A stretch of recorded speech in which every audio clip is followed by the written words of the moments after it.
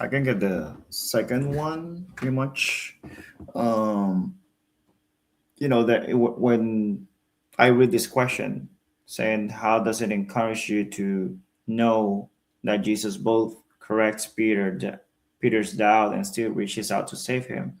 Um, in my case, personally, it confronts me in a way that when I was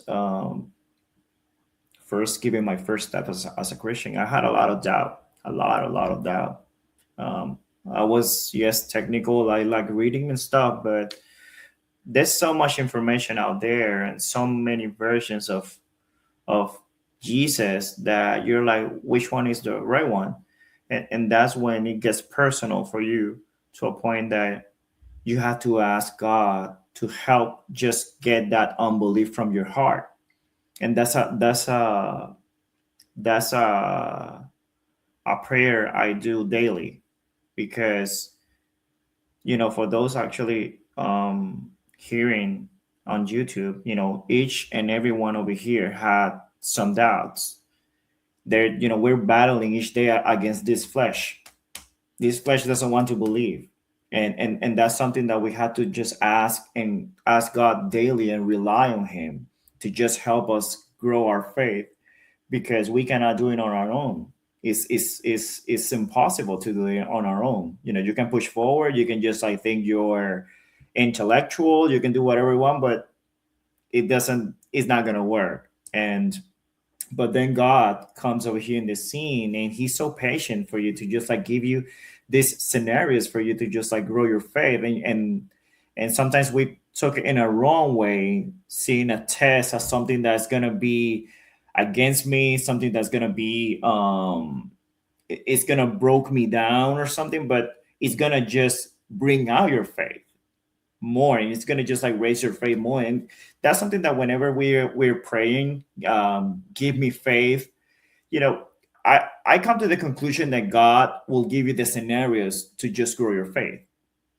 It's not something that suddenly, oh yes, I'm sitting over here and I just raise up my faith to 100%. Obviously you can just like have that moment with God that he gives you that surge of confidence, but the way to just pretty much grow your faith is by testing it. You're not going to know you have enough faith unless you're in a particular situation which is going to bring out that doubt or that faith that you have inside. So each day I encourage you guys, if you have anyone listening over here, if you have doubts, if you have struggles, just ask God to just help you get that unbelief, because you're not going to do it on your own. I can assure you that's not going to happen. We rely on him 100%, and pretty much, by reading the word is going to give you that faith, but that communion is going to help out that faith also in a way that by just like I mentioned first, by being grateful, it's going to remind you that God is faithful. You're going to start seeing all these attributes of God to a point that you're like, well, I'm so blessed over here. Why I am having so much doubt when I've been so blessed? There's people in Nigeria who are being persecuted by just like preaching the gospel, and I live in America, which pretty much, there's some kind of liberty that we can preach, and later on, it's gonna get tough. Every part of the world is gonna be persecuted, in a certain time. But for right now, we're blessed enough that we can preach the gospel. So just start being grateful. And if you have any doubt in your heart, or just trying to just like know God, just tell him. Be genuine. We have been mentioning all over. Franklin has mentioned that.